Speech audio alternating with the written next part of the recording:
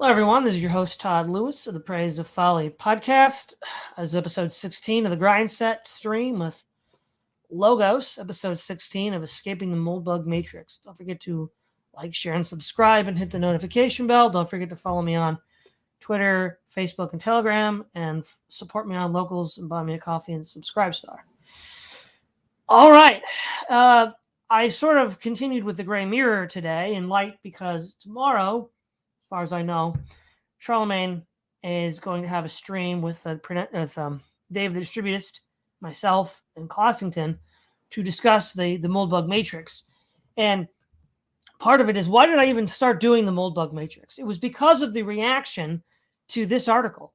You can only lose the culture war. So I feel like it's kind of apropos at this moment to visit the article that made everybody who used to be a Moldbug fan very hostile, if not turn against them. And, because that's what inspired me to do this. You can only lose the culture war, July 10th, 2022. The customary color coding of the culture war is boring. Let's get Tolkien pilled and not talk about red and blue, but hobbits and elves. While not forgetting the fact that for 2 centuries before 1980 or so, red, the color of anger, was the color of the left. We know who are the hobbits and we know who are the elves. We know who is on top and who is on the bottom. Of dwarves and orcs we shall not speak. We know what the elves want. They want to live beautiful lives. We know what the hobbits want. They want to grow and raise kids. Dear hobbits, you can only lose the culture war. Even when elves use political power to impose elf culture, you cannot use political power to impose hobbit culture on elves. I mean, sometimes, rarely you can. It never works out well. I suppose that in theory you could massacre all the elves. You don't seem up for that in practice. As an elf, I have to regard that as a good thing, but it leaves you, dear hobbits, in a real bind. Well, besides, of course, the ham-fisted allegory here, I think the real thing, again, this is a year after the article that we read about Coriolanus. Moldbug is really scared of the Nazgul vortex, and he knows it's coming. This whole article is being framed as a way to forestall that, right, Logos? I mean, of course the hobbits could overthrow the elves. What is 1917, Logos? 1917. Done. I wonder who the dwarves and orcs are. We shall not speak. Why not? Now I'm curious. If we're going with this analogy, let's go whole hog. I know. Who are the orcs? Who are the dwarves? I mean, maybe we can read between the lines as we keep going. But anything so far, Logos? No. I mean, it's just Moldbug's meandering intro that he usually does for these kinds of essays. Nothing to point out here. Okay. If there was a way to impose hobbit culture only on hobbits, there might be a case. But our country is not configured to support separate rules for elves and hobbits. If it was, it'd be a different country, maybe a better country, but it isn't. The only way to... Wait a minute, Logos. I thought the whole point of Moldbug was patchwork, where people can just move from one private country to the next, and that was his end state. Well, he's not talking about his ideal government. He's talking about current politics. He's just talking about why the current strategy is a losing one. Well, but the point is, though, when has that ever stopped Moldbug? He's always pointing to his ideal future. Well, yeah. I mean, if there was a way to impose hobbit culture only on hobbits, I mean, yeah, the way should be neocameralism as he sees it, I think. Well, that's the point. There is. Yeah. Like, on his model, there is. I don't get this. So he's just being really unclear, I guess, on purpose. I guess what he's trying to say is something like, if there was a way, given the current political climate and systems, to do this, there might be a case. But yeah, I think this framing is just given the status quo of politics, not his ideal society. The only way to impose hobbit culture is to impose it on everyone, including elves. Elves do not like to be told what to do by hobbits. Even advice makes elves mad. It is outrageous and disrespectful, and when hobbits coerce elves, utterly unacceptable. Even if any such coercion is only symbolic, it is a profound violation of elven rights. Your elf will not just be mad, he will explode, wronged in every fiber of his being. Well, hold on a second, Logos. Hold on a second, right? This is just begging the question, right? Because by implication, the elves are imposing everything on the hobbits. Well, why wouldn't they explode and be mad with every fiber of their being? Right. And if this is where he's going with the analogy, I don't know what work the elves versus the hobbits thing are actually doing here. I mean, is there some deeper analogy that's supposed to be pointed out to? I mean, you're the Lord of the Rings guy. No, I mean, this doesn't make any sense to me. No, well, It doesn't make any sense. So what I think he's saying here, right, is that, okay, so going back to our Coriolanus stream last week, there's these like secretly based insurgent Brahmins like Moldbug, the 90s computer tech bros, and trust the plan. We'll make sure that the the elves stay in charge, I guess. And don't get too grumpy and crotchety, hobbits. And like this doesn't make any sense because, right, first of all, from a lore perspective, hobbits want to be left alone, which is maybe why he's tying them to like Red State America. But they really don't do much of anything, and even the elves don't pay them too much attention. So it's not a great analogy. Moldbug just mixes his metaphors all the time with pop culture. I mean, what else is there to say? Yeah. But surely this is good, or at least if you're a hobbit, isn't anything that makes your enemy mad inherently good? If you're taking flak, aren't you over the target? Here's the difference between overdog and underdog. For the overdog, it is often useful, tactically or strategically useful, to make the underdog mad. For the underdog, it is almost never useful to make the overdog mad. That's the stupidest thing I've ever heard. That's the stupidest thing I've ever heard. That's the entire point of guerrilla warfare. You poke and poke and poke until the overdog flattens a village and just angers, 100,000 people to join your cause. Like, that's the entire point of guerrilla warfare. Not only that, but the overdog usually has entrenched positions, and so the only way you can do anything about them often is to bait them out into a trap. It's basically what happened in Vietnam. They baited us into traps and all kinds of other stuff because if we got to keep the war to the coast where we had like massive air naval superiority, like Vietnam would have been a very different war, but it worked because they were able to ambush us, trap us, do all that stuff in the jungle.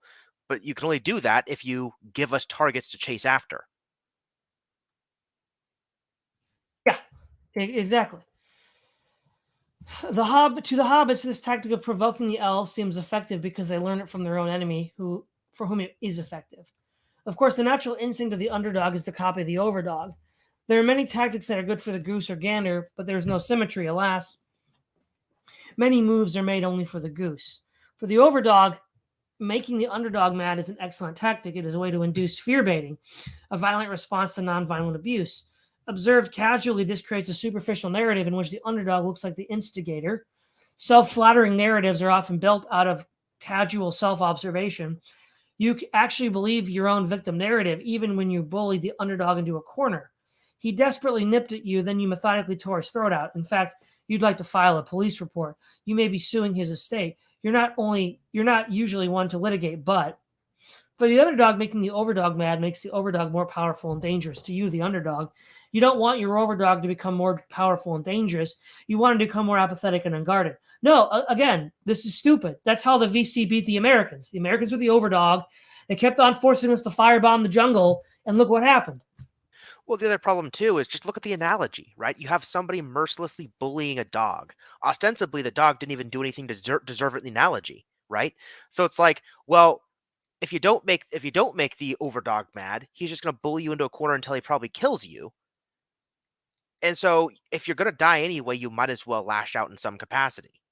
Like, yeah, his analogy isn't giving the underdog any slack here. There's no moves open to them. So what the hell does he want? So we have hobbits and elves, and we have over and underdogs. I mean, this is lovely, Logos. I mean, it's about as clear as crystal, isn't it? None of this makes any sense. I mean, I know. The other question, too, obviously, is the left wing used to be the underdogs.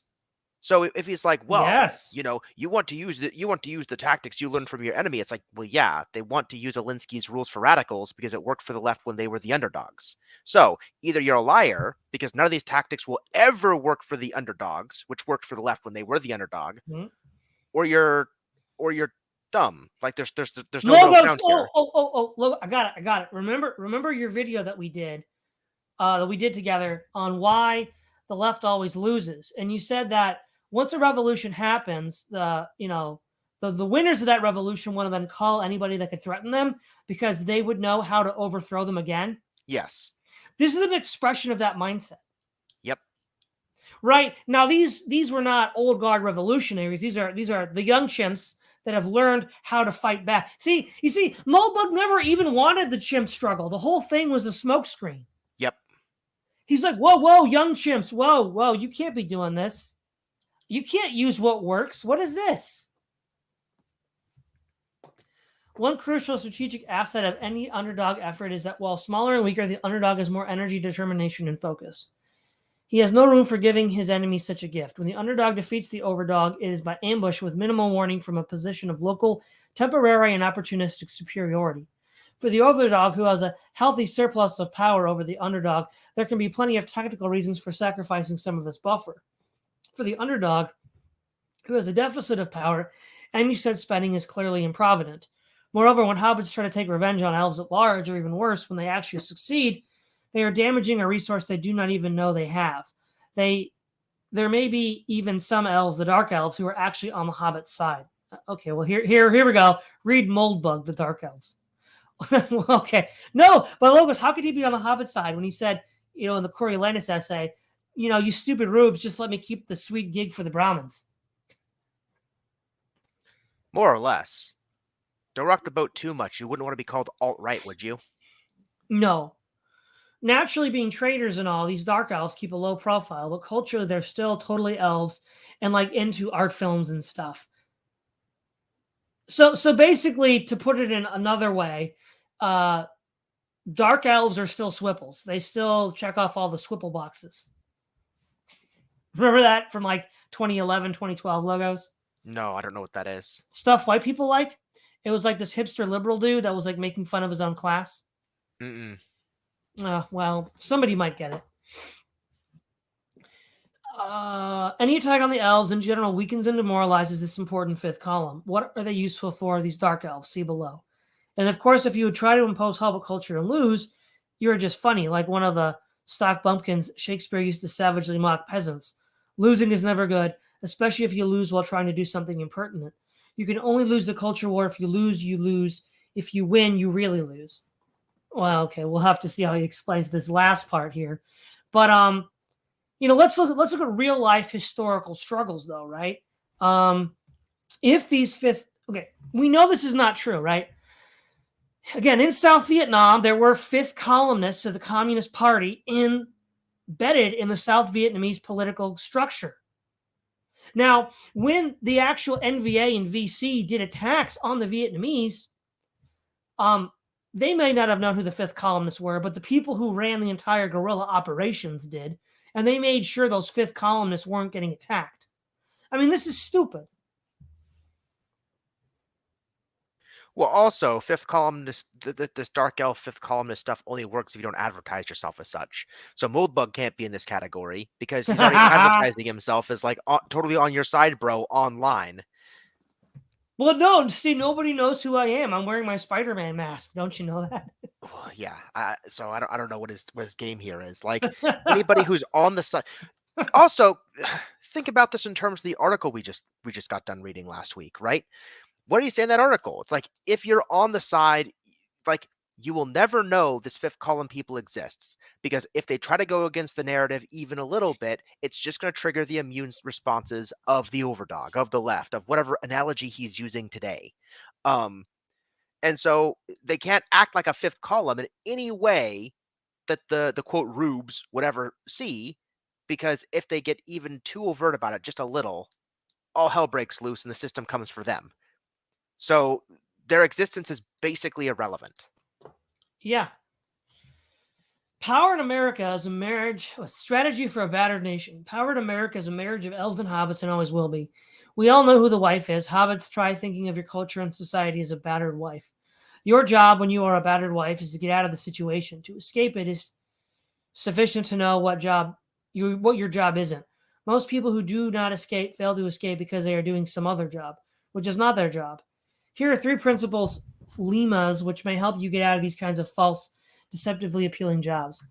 If your husband hits you, your job is not to hit him back. Winning a battle in the culture wars in today's current thing, the repeal of Roe v. Wade, is not likely to... Well, it actually happened, Logo, so I don't... eating crow now, huh? Right, for Moldbug? It's not like leaving your abusive husband. It's certainly not like finding a new husband. No, it's like hitting your husband back. 0% of domestic violence educators recommend the strategy, at least not till it's time for Plan E and your actual murder feels imminent. in which case it will probably not work anyway, but why not try? That's what you said, Logos! You said that! Exactly. Yeah. You said that! On the level of physical violence, your husband, a bear of a man, will always prevail. But the cops can easily hogtie him like an animal if they want. They can make it hurt if you think like a general, not like a frightened mouse. You reason backward from the assistance of such allies.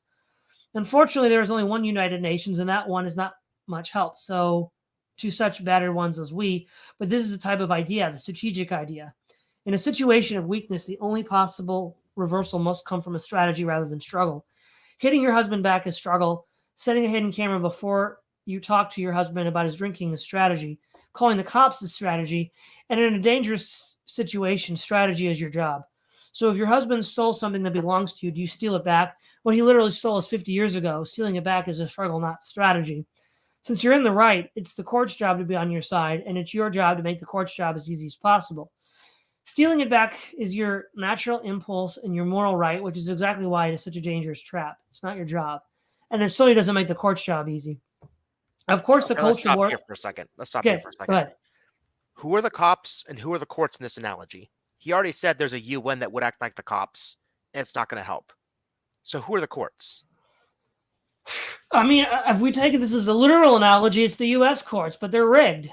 He's complained about them being rigged several times. So already.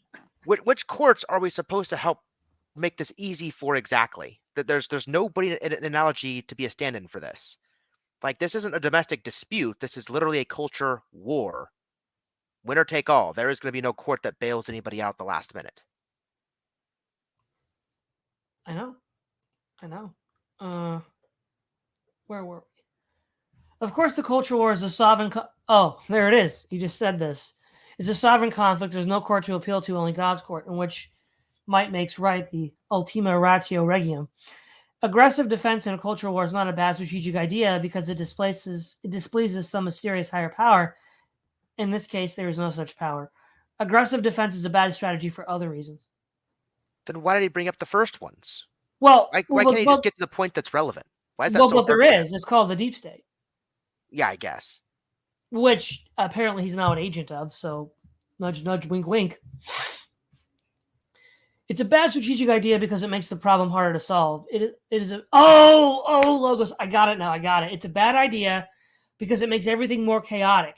Logos wants an orderly, nice, little, neat computer program to tinker with so that, you can make sure everything works out. But if everything is a variable, you don't have a formula. Mm-hmm. That's it. That's what this is, right?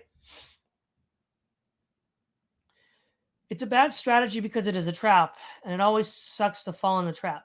Please do not bite at the bait and trip into the wire. Please circle back and try to get behind the trapper. If you have limited energy and a limited number of possible wins, it is important to focus your limited energy on one kind of win. Wins that make future wins easier. By definition, these kinds of wins that augment your power. These are real wins. There's another kind of win which expends your power in order to achieve some result you want. These are sometimes called Pyrrhic victories. Pyrrhus took the battlefield, but after the battle, his chances of winning were reduced. His tactical victory was a strategic defeat. Among those who believe that an unborn baby is a human life, of course, the result of preventing an abortion is saving a life. So the result of this win are lives saved. This is a weighty argument to set against strategy, but this is war in which such weights are often balanced and must be. The battle is important, so is this war. And how many such lives really are saved? Are there really that many American women who want to get an abortion but can't afford an $89 ticket to Oakland? We'll see mobile abortion death vans lined up like taco trucks at the taxi stands outside all major California airports. A girl in trouble won't even need a reservation. She may not even need to exit the secure area. Major airlines now planning to staff their executive lounges with on-demand abortionists, also expert in Swedish massage. Abortion tourism as a whole will blossom. Specialized abortion spas, abortion bachelorette parties, abortion gender reveal ceremonies, abortion with dolphins. Our Constitution, per John Adams, was made for moral and religious people. Does not President Adams' data point argue strongly for a new constitutional thinking? So all of one here is just because Moldbug is familiar with the old system, it's reliable, it's predictable. But it's not even predictable anymore. But he thinks it is, and he thinks that any resistance to this will make it more chaotic, which It's already chaotic. My issue with this is he's ignored the most important dimension of the conversation, which is precedent. The court basically invented precedent out of thin air to impose on the states legislation that was not approved by Congress, basically. Yep. So undoing that is the first step to getting the courts off your back, period. It happened to be done for abortion, but it would have had to have been done for anything. That precedent that Roe v. Wade set, not even about the abortion question, but about the legislative question. Yep. If you don't undo that, you can't win anything. This is exactly the win Moldbug is looking for. Well, yeah, and of course, we now know a year later, 8 months later, that Roe v. Wade was overturned. So he was wrong about the odds of that too. Well, I mean, his argument is that overturning Roe v. Wade is going to cost the Republicans something. And it did. It cost them the midterms, maybe. We talked about that with Keith on the channel. There's a whole bunch of stuff that went into the midterm there. But that could have cost it. It probably did energize a whole generation of women voters that thinks the GOP has made them, I don't know, incubator machines or something. And so, yeah, it is going to cost them something. But it's like, there are no solutions, only trade-offs. This is the fundamental thing in economics. You're not going to get a victory that costs you nothing. Yes. The victory that was gained here really was overturning the precedent that the court could make up legislation out of whole cloth and impose it on the states. That was the victory, period. It's going to cost you something, no matter what you overturn, right? Because here's the problem that Moldbug isn't going to talk about.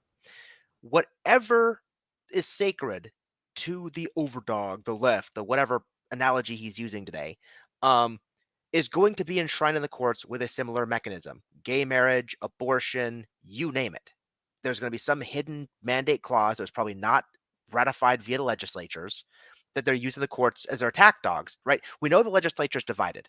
So what the left has been doing is using the courts to smuggle it in because the legislature's divided. So there aren't going to be any bills, but if they can use the courts to kind of backdoor stuff, that's what they're going to be doing. Turning off that mechanism is the only way that you can get any power dynamic back in the situation. Now you're back to gridlock. Yeah. 2, if your husband hits you, your job is not to get him to stop hitting you. If your husband hits you, he's probably doing a lot of other things wrong too. You don't just want to focus on the one big thing. Your job is to either A, turn him into a different husband, B, get a different husband, or C, try having no husband at all. Generally speaking, C is easier than B, and B is easier than A. Well, beating you is not the problem. Beating you is evidence of the problem. Whenever a regime abuses its subjects, the abuse is not the problem.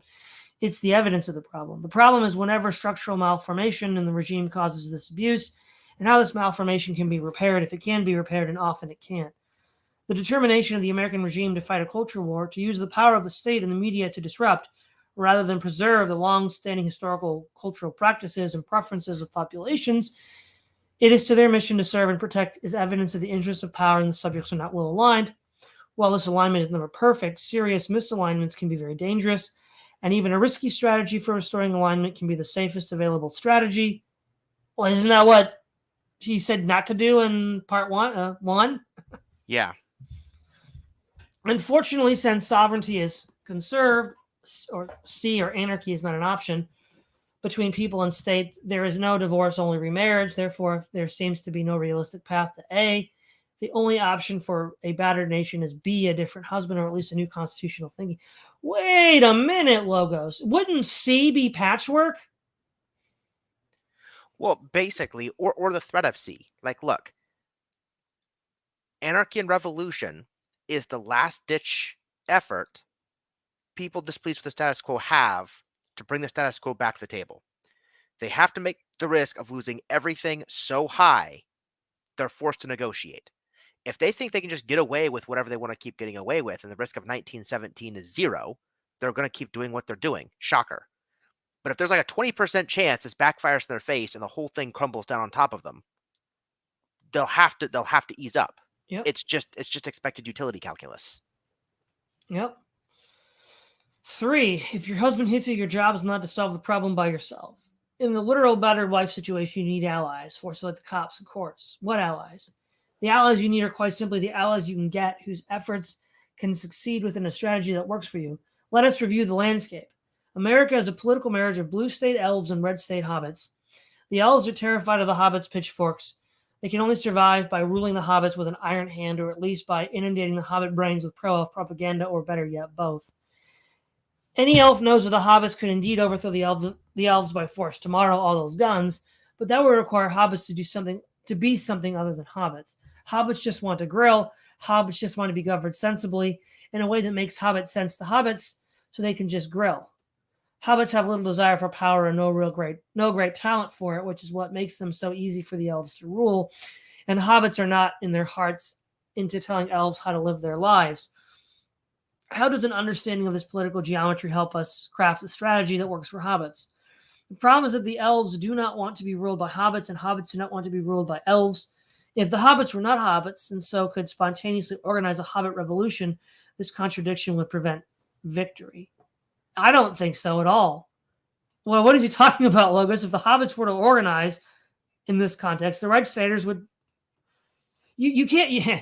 What does he mean prevent victory? They'd lose to the blue? Because it sounds like he's saying a stalemate would ensue, but that's not going to happen. Well, what he's trying to say is that even if the, quote, hobbits do a revolution because they don't actually want to rule after it's done, they'll just abandon the power vacuum again. So what he's saying is we've kind of bifurcated our population into two kinds of people: those who want to be left alone and those who have an impulse to rule other people. And those with an impulse to rule other people are the ones that are, pulling the levers. So if you have this great revolution, okay, think of it this way, Todd. It's like Oliver Cromwell. He destroys Parliament the first time, retires. A new corrupt Parliament enters the power vacuum. He has to come back and do it again. It's basically like that. Okay. Red Caesar. Okay. 20th century regimes that put hobbits in charge existed. These are the populist or even fascist regimes. These regimes scored some wins. Let's not forget that while an American was the first man on the moon, it was the German space program that put him there. But we can't regard them as successes, and it is clear that their class instability would have left them with a limited lifespan. Often the hobbits got tired of ruling and simply gave power back to the elves. This path seems less promising than ever, and it never really worked. Hobbits do not need to be in charge. Hobbits do not want to rule the world, should not want to rule the world, and could not rule the world. Hobbits do not even need to be governed by hobbits. They just need to be governed as hobbits. Governing them as elves through a generation, though, generates significant irritation and is best regarded as hobbit abuse. By taking absolute power, the hobbits cannot win. They will soon lose it. To win, hobbits have to do something harder than taking absolute power. They need to take absolute power, but then they need to give absolute power. The hobbits can only win by taking power from one group of elves and then giving it to another group of elves. Let's call these the High Elves and the Dark Elves. These Dark Elves are the allies of the hobbits, need to get the quality of government they deserve. Well, wow. Okay, let's just use a Tolkien analogy. Power is the ring, Logos. So what do you do with the ring? You give it to Finargle, i.e. Moldbug, apparently. He's a Dark Elf ally. That's not what I meant. I know what you meant. I was having my own fun with it. Yeah, I know. You destroy the ring. You throw the ring into Mount Doom. Like, this is stupid. Yeah. Yeah, I just figured since we're talking about rings and all, and Moldbug is clearly talking about himself as the Dark Elf that should be in charge, which you've been hinting at all along since the beginning streams in 2007. Mm-hmm. I just figured I'd riff on the whole Finargle's Ring of Power thing. No, yeah, I know. It's fine. But, why don't you just have a total power vacuum? That's sort of what the early U.S. federal colonial government was supposed to be. It only got huge during the Progressive era in order to fight corporations. Well, so it also got huge during the Civil War when the British were threatening to attack again and whatever. Power always abhors a vacuum. You can't leave a power vacuum up for too long. But, Well, maybe not a vacuum, but you can maintain an equilibrium for quite some time. Okay, yeah, an equilibrium, definitely, yeah. And I think the entire purpose of the American political system was to maintain a kind of equilibrium. Yeah, it was. It was till it got inconvenient for some people. Like the bankers. Yeah. Okay. Hobbits will always be governed by elves, but they need to be governed by elves who respect hobbits as well as elves, dwarves, and orcs. Otherwise, the Valar are offended. The Valar do not approve of hobbit abuse. It is really no good. But wait, Logos, there's no higher power over the elves. He just said so. Well, he said the thing like the cops might be the United Nations. So I guess, is he threatening that the United Nations will come into play if there's a civil war and it's on the side of the elves or something? And they'll be the Valar. But remember, he said there's no higher power to offend. It's just not good to make the elves mad. Yeah, I guess that's true. But now there's a higher power, the Valar. They're the highest power in all Middle Earth. Yep. Whatever, Moldbug. We'll keep going. Otherwise, the Valar are offended. The Valar do not approve of hobbit abuse. It is really not good to offend the Valar. Therefore, the best strategy for hobbits to get good government is to split the elves, to capture absolute power from the state, then give it away, delegating it to a new regime designed to rule all the hominids of Middle-earth fairly and faithfully. The set of elves who support any pro-hobbit regime before or after its birth of the Dark Elves. Well, by the way, there are no Dark Elves in Middle-earth, so he really just sort of like broke the analogy at this point. I mean, the analogy was flimsy to begin with. I have no idea what any of this has to do with elves and hobbits. Nothing. Like any conceivable regime, the new regime will be largely staffed with elves by definition. These elves will be Dark Elves, only one reason to anonymously shitpost daily, keeping one's credentials the darkest of secrets. What about Moldbug is secret, Logos? Yeah. Is that the same credentials which can hang you today also prove to... Ooh. Is that the same credentials which can hang you today can also prove to a future regime when you come to your senses? Earlier, obviously, is the better. Let's see. I feel like this line, in light of his battle with McManus and Ben Burgess, is kind of funny. Yeah. It is normal and fine for hobbits to be ruled by elves. What is not normal or fine is for hobbits to be misruled by elves, which causes this epidemic. Whatever causes this epidemic of misrule, and is not a hobbit problem, it is an elf problem. Ergo, hobbits must work with the elves to solve it. Together, we can forge a new constitutional thinking. Well, I mean, that's just imagine czarist aristocrats and officials telling revolutionaries, well, look, we're working on the inside to keep the czar, in check. We got the Duma. We got all these political parties. Don't worry. If there's a revolution, we'll still be in charge. Well, actually, you won't. But it's so ridiculous, Logos. Again, yep. I think Moldbug knows that a mass bipartisan populist movement is growing, and he's scared. I think so, too. The culture war of the Dark Elves. Dear Hobbits, the first problem you need to leave up to us is the culture war. What you're doing here isn't working, either for you or for us. It's making both of our jobs harder. Not only should you not be playing aggressive defense in the culture war, arguably you shouldn't be playing defense at all. You should be playing offense. You are not equipped to play offense, and we are. So you should support us in playing offense because, that is what an alliance means. This is rich coming from a guy that went dark in 2016 and just popped out of nowhere in 2020. Equipped to be the offensive. There's nothing offensive about unqualified reservations. Basically, wouldn't want to get too spicy. You might be outright. Oh, yeah, probably. Before this revolution, hobbits and Dark Elves should have nothing to do with each other. The goal of the Dark Elves is to win the culture war, but not with hobbit power. In fact, the less a Dark Elf smells like a hobbit, the better.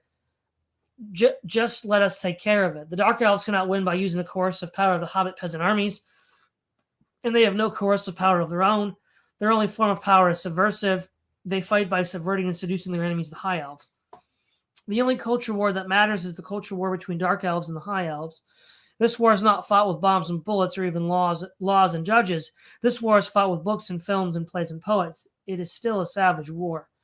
The first job of the Dark Elf is to seduce the High Elves, to sow acorns of dark doubt in their high golden minds. Once these seeds become trees, the elf becomes a Dark Elf. This is obviously the optimal outcome of the seduction process. Yet even if only the little saplings of darkness grow, mere shrubs and bushes of nihilism, the High Elf is weakened. His conviction and energy flag, and as Napoleon said, in any battle, the moral is to the physical as 10-1. Regimes are overthrown in 2 days, by others or by themselves. Today's global elites are invulnerable to any external coercive power and can coerce any internal coercive power. Like the USSR, they can only overthrow themselves. Well, there was a military coup during... Well, the collapse of the Soviet Union was a bit complicated, but there was, a militant action that forced the old Soviet Guard to stand down. I mean, there was an incident where one Air Force general threatened to bomb with his own Air Force the positions held by the reactionaries in order to get them to not try to bring back the U.S. communist system. So there were still threats of force being used. And the thing is, the United States is nowhere near as secure as the Soviet Union was due to internal threats. I mean, first of all, the Soviet Union had a bloated military, a bloated security force. The U.S. doesn't have anything close to that. I mean, if we're going to play this game that Moldbug is talking about, like what? There's like 80 to 100 million gun owners in this country? Yeah, good luck with that. Look what the Taliban did in Afghanistan. Yep. The Soviet Empire was not overthrown by centrifugal secessionist force. Earlier rebellions in the outer provinces were suppressed easily. The Soviet Empire was overthrown by its own leader, Mikhail Gorbachev, who had the same job as Stalin, and by the cadre of young officials who came up with Gorbachev. The path to the future did not run through the workers and peasants, it ran through the small elite. Once the elite was corrupted with Western doctrines, once it lost its unswerving faith in the socialist future, it and the regime it powered were doomed. The goal of the Dark Elves is to become and remain influential in narrow circles, to accumulate prestige, a secret prestige which is more tangible because it is secret. Well, if it's secret, Logos, how can you talk about it? Right. And the thing he's not talking about is how many decades you have to wait for this plan of his to work. So if everything is secret and nothing is known, like, he has to know how that sounds. Just 3 more decades, the tide will totally start turning in your favor. Trust us. Trust us. But we can't tell you who we are. Ultimately, to create cells and networks which can invisibly advance Dark Elf careers, a method tested by Freemasons in many countries and periods. I mean, yeah, whatever, Moldbug, whatever. Okay. What influence does this guy have? He disappeared for 4 years and comes out of nowhere. And okay, you brought this up last week. How is his Dark Elf energy working with McManus and Ben Burgess going down his throat? Well, Moldbug was not the Dark Elf all along. He was just a distraction. They wanted them to go after him so he can hide the true Dark Elves, Todd. Of course. Trust the plan. Trust the plan. This totally sounds like QAnon, honestly. Yeah, I know. This is major trust the plan vibes. I mean, the Dark Elves just going to start like anonymously dropping like 1-word codes to us or something.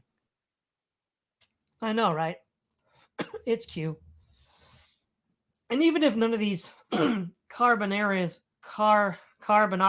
existed, and if it's wrong, would you know? The gentle waves of the new thought that wash over the high elf shoes that are starting to lick even at their silk-socked ankles can do their work. Gorbachev was not a part of any intellectual conspiracy, nor was Louis XVI. And yet both, seduced by new and shiny philosophies, brought their own regimes down. The ultimate subversive win. Even hints of doubt weaken the state.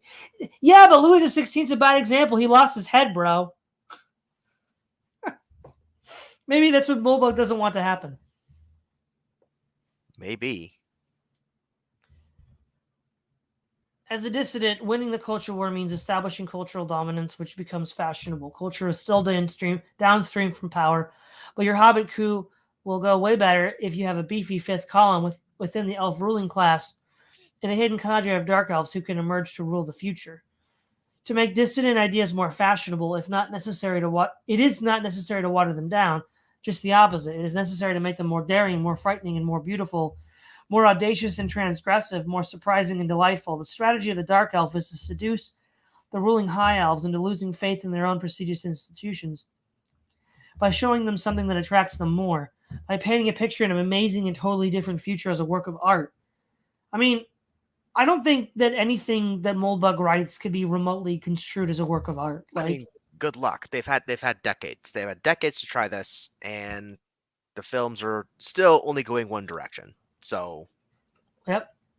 Fashionable transgression, not bombs or bullets or even laws, is offensive in the culture war.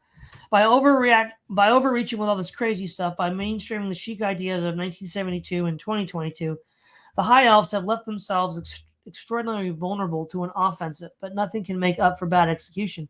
Yep. Well, there you go. He tipped his hand, right? 2022, the High Elves are very vulnerable. Yes, And they're very vulnerable to a populist, bipartisan movement. That's what they're vulnerable to. Yeah. So don't do that. Needless to say, Dobbs versus Jackson, the American Brexit, the legitimate pinnacle of what long seemed an utterly quixotic political goal, is an absolute opposite of victory in this elven arena of mimetic dominance. Oh, ready for this, Logos? You ready? You ready? Why, breaking the power of the Supreme Court is not victory? Oh, yeah. Let's hear it. Let's hear it. Let's hear it, Moldbug. Tell us. Instead, by asserting power over the physical bodies of elves who are still elves, even if they happen to live in a hobbit state, Dobbs reminds them of what is most important in politics, the friend-enemy distinction. Elves together, strong. Smelly hobbits must be defeated at any cost. The only thing worse is the traitorous Dark Elves who sympathize with the nasty, dirty, dangerous hobbits. These traitors will be hunted, found, and punished. Well, they're definitely hounding and punishing Moldbug now. And that one wine ant who would have been too blow-toe to vote in the midterms and who anyway was feeling kind of blue since last month when the catalytic converter on her Lexus got a quick D in the sea with an angle grinder. Who would do a thing like that? She'll be there, leaving her Merlot in the fridge, filing out a stack of mail-in ballots down at the nursing home. Boxed Chardonnay is a delightful every day, but the duty to protect women comes only once a year or two. Dear hobbits, what can we Dark Elves do for you? We can lead you to victories which are actual victories. We can help you build a hobbit army which is ready to rule, which even feels the right to rule, which has the right to rule. We cannot help you until you are ready to stop struggling reflexively and start fighting strategically. Okay, so he's calling himself a Dark Elf. Oh, man. Oh, man. What tendentious tripe?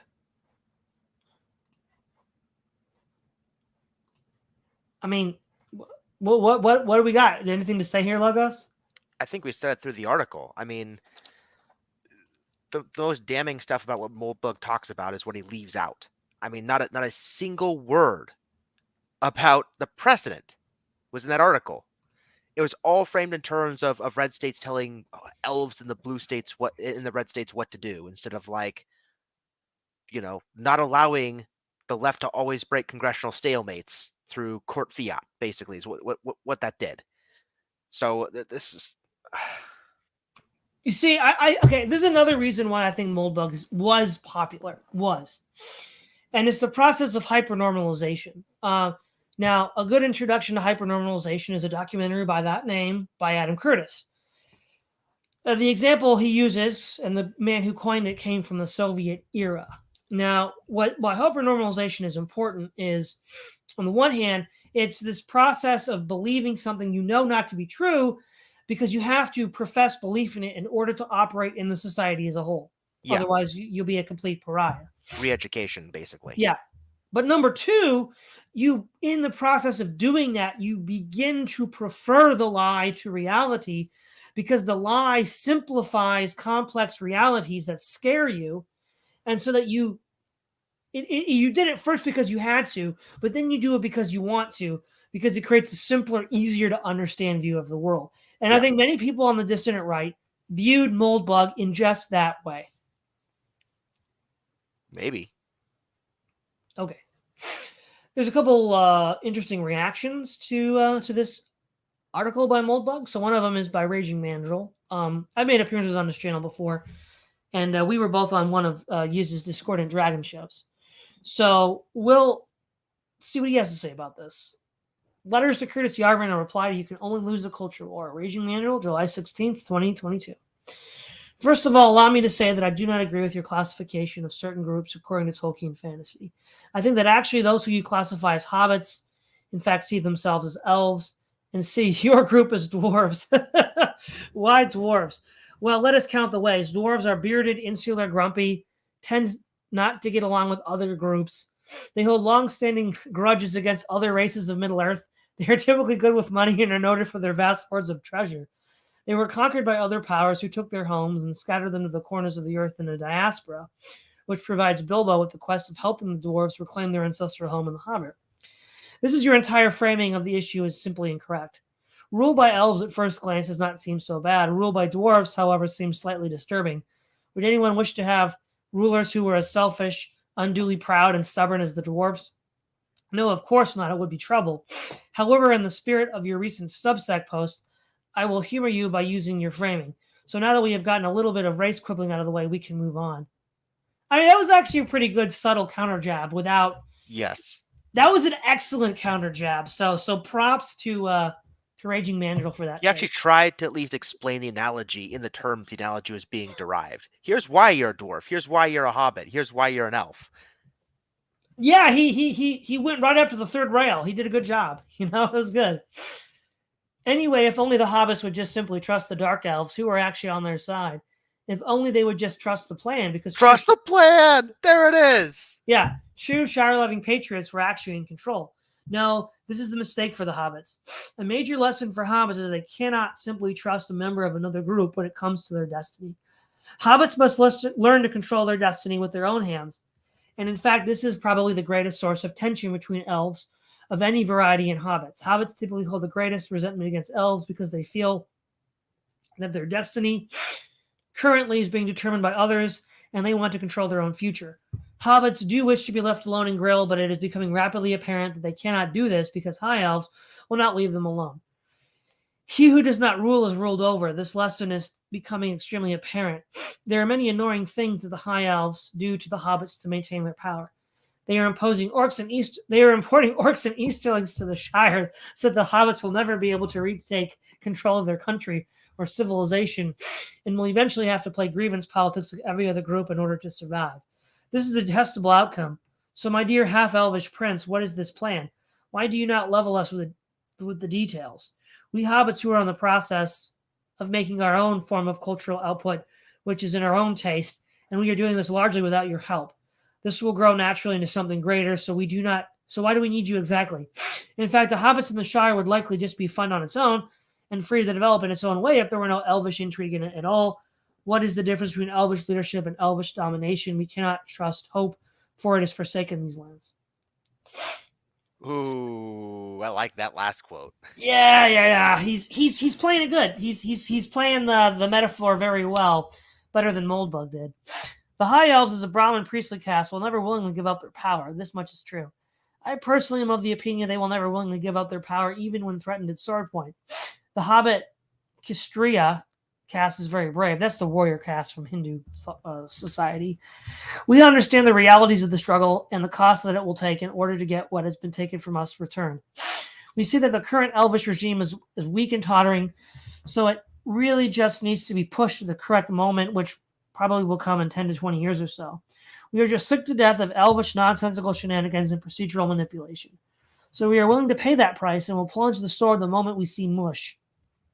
We refuse to continue attempting to untie the elvish Gordian knot that we have in front of us as our task. It is folly. We must cut through it. It is not the only way, but it is our way. We desire this, for it is just overcome to take back by force that which was stolen through trickery. Elves are tricky. Elves are false. Your duty, if you will accept a dear Dark Elf prince, is to go to your people. Tell them what I have said. Tell them that they have three options. Double down and suffer through the ideological and racial conflict under conditions of force without limit. Live peaceably and go to the holy undying lands. Accept more procedural manipulation by time, and eventually end up with options 1 or 2, with a possible though unlikely chance at an elvish victory. See, here's the thing that's really interesting in all this. Now, again, I'm not criticizing Raging Mandrill here, but with Moldbug and this broader critique, we look at the petite bourgeoisie, which makes up most of American red state power base, and they claim that they have their necks being stepped on by the elites. But, as everybody knows, I hate the petite bourgeoisie, and they're stepping on everybody else's necks, which is creating the underlying horde of Zoomer socialists. So the question is, what do we do with that group? Well, yeah, the other problem too is that I like that I mentioned he's bringing into it that we didn't even think about from Moldbug's first article, which is immigration and the clock this might be putting the country under.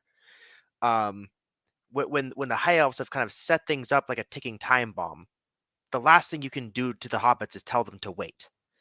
And Yes. I think he's made that dimension pretty clear. And I'm kind of surprised I missed that in my first analysis, which is why it's a good thing you found this article.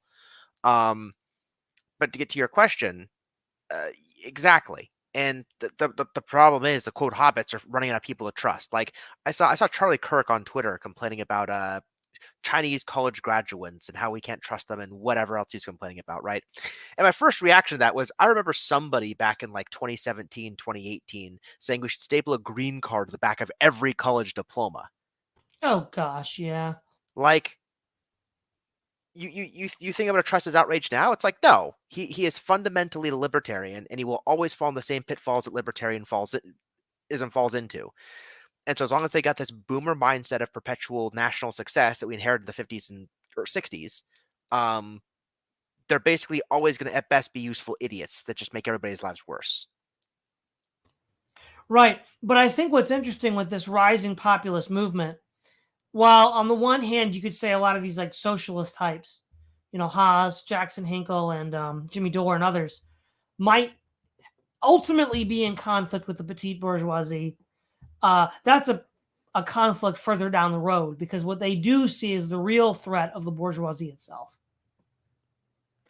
I think they're in conflict with the petite bourgeoisie as well because these people will sell America down the river as long as they can look like they're against communism. I know these people. You know these people. I know these people too. Well, I mean, that's the thing. And I think the quote hobbits in this analogy are red state Americans, but specifically the merchant mid class, the red state Americans, that do the Chamber of Commerce stuff. Maybe. I mean, do the Red Chamber of the Chamber of Commerce people just want to be left alone? I mean, they were the people, in my view, that started monkeying with immigration laws in the first place because they wanted a cheaper labor force. Yeah, that's true. So I guess who are the hobbits in this, right? Because again, a lot of these red state people like globalism, capitalism. They do. They just don't like the social stuff that comes along with it. But as they like to remind everybody else, there's no such thing as a free lunch. So there you go. Yeah. Okay. But anyway, we have actually both misjudged the hobbits. Hobbits are in fact up to 50% Rohanian according to the demographic statistics. This even doesn't account for the genetic lineage of hobbits as Rohanian people who migrated the Shire from central Middle-earth 1,500 years ago. They remain proud men of the West. Remember what happened the last time the elves made the Rohanian kids angry. To make the Rohanian kids angry. Then he quotes, Forth and fear no darkness. Arise, arise, riders of Rohan. Spears shall be shaken. Shields shall be splintered. A sword day, a red day, ere the sun rises. Ride, ride now, ride. Ride to ruin in the world's ending. Forth, Aer Lingus. It is in the interest of all to find a peaceful solution. Now, this is a rather clever way of using the rhetorical device back against Moldbug. But now that I'm coming to think of it, who exactly are the hobbits? Right? Because most of the people that run red state politics are just these like middle business class people. Yep. And they're the problem too. They may not be elves in the sense of like running Wall Street or Silicon Valley, but they have very similar values of, just selling off America. So. Right. I mean, they have a very short-term perspective. The system's working for me. Work hard, it'll work for you too. Pay no attention to any of what the systems are doing. And suddenly BlackRock starts buying like 30% of all houses. And so your kids can't own property unless you inherit it to them or something. Like, it's insane. They're the people who, as long as they're doing well, will just turn their back on Rome as it burns. Yeah, I know. Yeah, Moldbug just did not really identify these people very well. It's a mess. All right, and then another essay that's related to this is a response. Beyond Elves and Hobbits by Jeremy Carl. This Jeremy Carl also made an appearance on the Prudentialist and talked about this. July 22nd, 2022. The right can and must win the culture war. Twitter was abuzz last week over an essay that drew an unusual kind of friendly fire. Curtis Yarvin's admonition to the right's culture wars that they can only lose. Full disclosure, I have been a fan of Yarvin's work since the earliest days of his original Unqualified Reservations blog more than 10 years ago. Both intellectual and influential, Yarvin has been one of the most important theorists to emerge in the past few decades. It is not an accident Tucker Carlson devoted an entire show to speaking with him. Indeed, a high-end ecosystem has grown up around his work, encompassing not just nerds and very online anons, but actually political actors, including, as in the case of Chris Rufo, the ostensibly futile culture warriors.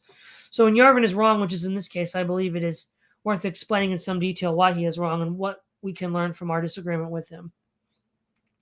Yarvin argues essentially that resistance to the regime by commoners is hopeless because elites play by different rules. What is good for the few will not work for the many. There's no reason for the right to fight on the regime's field because the regime sets rules that ensure it always wins.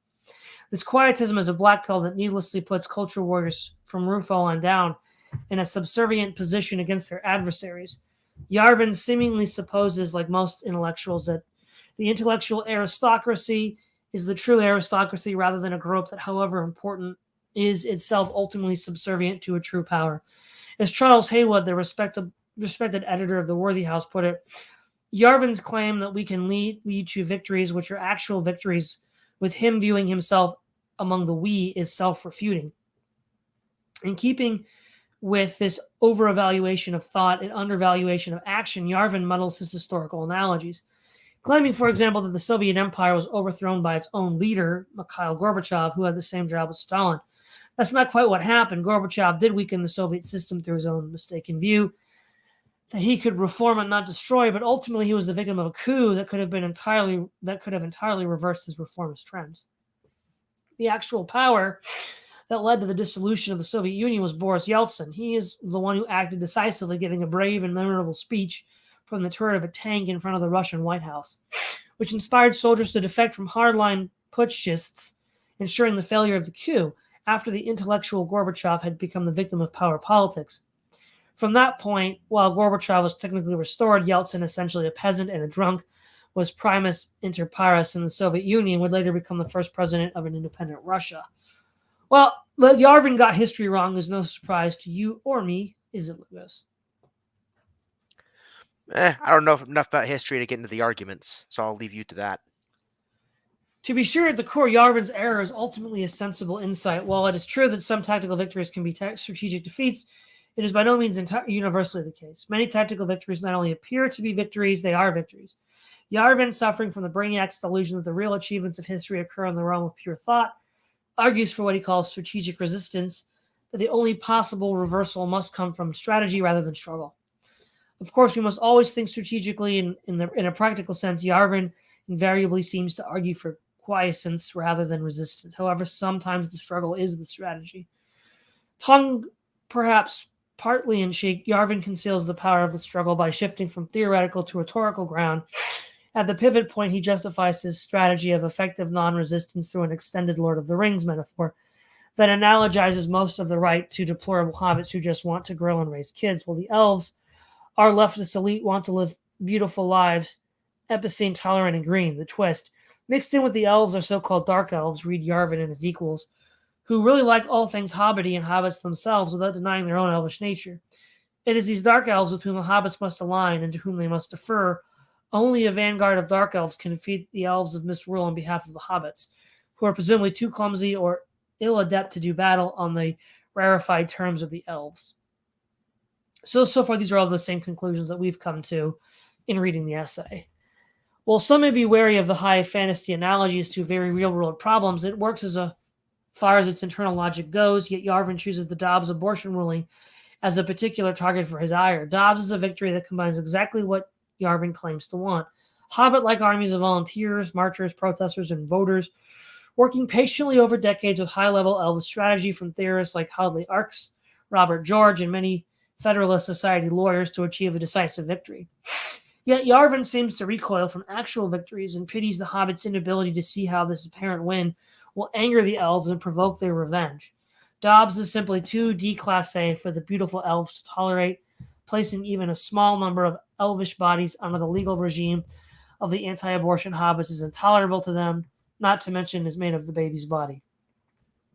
It is true that the right will lose many political struggles, and Dobbs may be among them, particularly if the GOP states go far beyond populist restrictions now enabled by Dobbs to far less popular no abortion, no exception policies. But even a loss contains the possible seeds of a future victory. As Yarvin himself has written, real power prefers to be hidden. We are terrible at seeing power, or in other words, power is great at not being seen. Hidden power is much more powerful than even an overt totalitarianism because those under its domain often do not even realize they are being ruled at all. Yet, using the same logic, win or lose, Dobbs is a victory for the right. So, one thing that I want to say here about Moldbug is I think he's doing it in a very bad way. Because, yeah, I do remember when Moldbug said power seeks to be hidden. Because then you know who to target. So I think in one sense, formalism is a way to out the other elites he doesn't like. And in a very clumsy and, goofy fashion, he pretends to be secret. That's what I think is part of the part of the confusion about Moldbug so far. What do you think? Yep, sounds reasonable. Most of Yarvin's sophisticated readership understands this, as the most popular comment on his piece explained. The way you win a religious war is by smashing the enemy's idols, daring the enemy deity to do something about it, and coming out unscathed. It doesn't even look like it'll have an impact in November. It's a pure victory for the right. Well, it might have had an impact, though the midterms are pretty weak for all concerned. Mm-hmm. If that is indeed how things play out, it will be hard to dispute that the Dobbs was a great win, bullying friends and demoralizing now impotent and screeching enemies. Abortion on demand is arguably the biggest idol of the elite left. Destroying it will show them that none of their idols are sacred. Well, that's true. I mean, they were freaking out after this. Go ahead, Logos. No, never mind. Even by Yarvin's own standards, Dobbs can be seen as a win. If his goal really is to rupture the whole system so we can start fresh with an enlightened monarch as our sovereign, it should be heartening for him to see liberals in response to Dobbs calling for the abolition of the Supreme Court and rethinking their allegiance to the regime. From this perspective, Dobbs is accelerationism on steroids. But let us assume, as Yarvin supposes, the left manages to reveal the right's powerlessness on Dobbs. Forcefully maneuvering around an apparently solid Supreme Court ruling, Yarvin implicitly assumes that this is the end of the game and only to be expected. After all, we are playing on their board using their rules, and they set the clock. But of course, such actions by the left would radicalize the other side. The right's voters have been promised for decades that if they just shut up and voted, they could get the president who would appoint the Supreme Court justices who would repeal Roe v. Wade. After numerous presidential elections, bruising Supreme Court confirmation fights, and judicial betrayals, those voters suddenly discovered that even after they've done everything they're told, it doesn't matter. That the system is, to quote a recent former president, rigged. Logos, you've been saying that like as long as I've been talking to you. Yep. Yeah, if they don't get the win on this, that's the bomb going off. Yeah. The realization would lead many of them to reject the system entirely, which could open up many new possibilities for action. If the hobbits realize that even when they win, they lose, they will demand another regime. The specter of well-organized hobbits who no longer accept the legitimacy of the regime will strike fear into the heart of its defenders. Yarvin is correct to say we must define wins as those that make future wins easier, but he is wrong to assume that Dobbs cannot be that kind of victory. Yeah, especially in light of what you said about legal precedent, Logos. A similar logic underlies the appeal of Trump to many of his more sophisticated supporters. Trump was too unfocused to take control of the executive branch and drain the swamp, but he did make the regime reveal itself and its mechanisms of power in a way that it had not been previously forced to do. This revelation radicalized a great number of both hobbits and dark elves to oppose it in ways they would never have before. The establishment's coordinated reaction to this opposition has been ferocious, but there's no reason to believe that the establishment will have the last word. I just thought of something reading this paragraph. If Trump's the guy that tore off the mask of the deep state and showed, revealed the man behind the curtain, demystified power, it's like I think Moldbug is mad at Trump because Trump did what he pretended to do in unqualified reservations. Yeah, basically. Trump actually tore the mask off. Trump actually showed us who was in charge, whereas Moldbug was just, dancing around, online, writing love letters to himself. Furthermore, Yarvin's counsel is misplaced because he himself is talking to an elite audience. Happy hobbits who just want to grill aren't reading Yarvin, or me for that matter. He is selling quietism to the wrong audience. The pseudonymous Lomez, creator of the Passage Prize for Dissident Creators on the right, captures the dynamic underlying this issue of audience by describing a totally independent status economy as the counter-elite we need. I have written about the need to develop this counter-elite at length. Yarvin also overestimates the excellence and competence of our elvish rulers. Modern millennial progressives are emotional wrecks, unprofessional, and incapable of enjoying things that don't flatter their sadistic political urges, as one online commentator observed. While the effects of Dobbs are uncertain, one thing is certain: we should not accept quietism or defeatism against an enemy far more decadent and far less powerful than Yarvin seems to think it is. Yes, we should try to attract elites to our cause through unquestioned excellence, but we should not denigrate the quality and power of our common army of hobbits in the field, an army that showed and likely increased its strength in its long epic battle to overturn Roe v. Wade. What I still find incredible, right? Incredible logos. This is written in shortly after Moldbug. This is like June, July of 2022.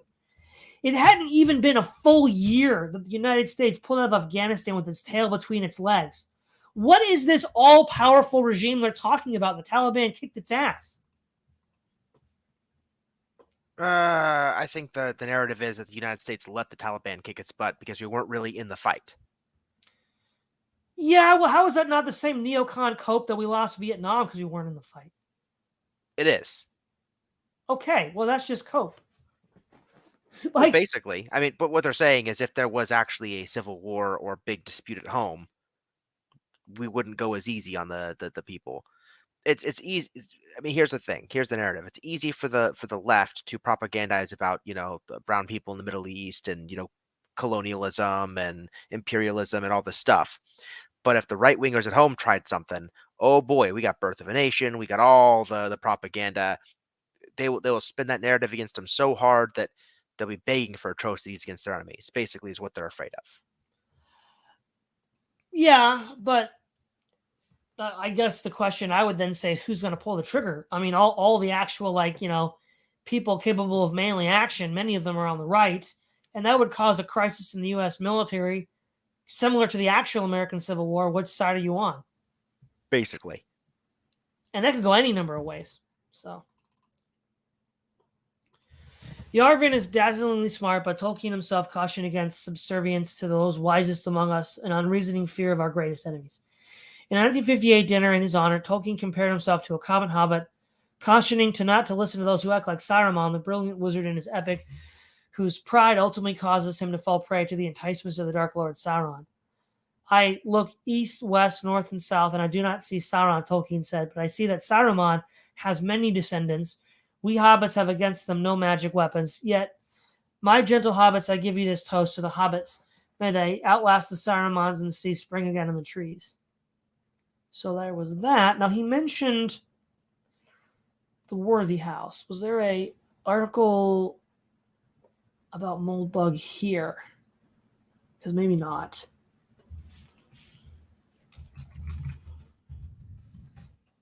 See if there's any other relevant commentary on that. Doesn't look like it. Oh, no, there's not. At least not here. Let me see if I can find anything else. Okay.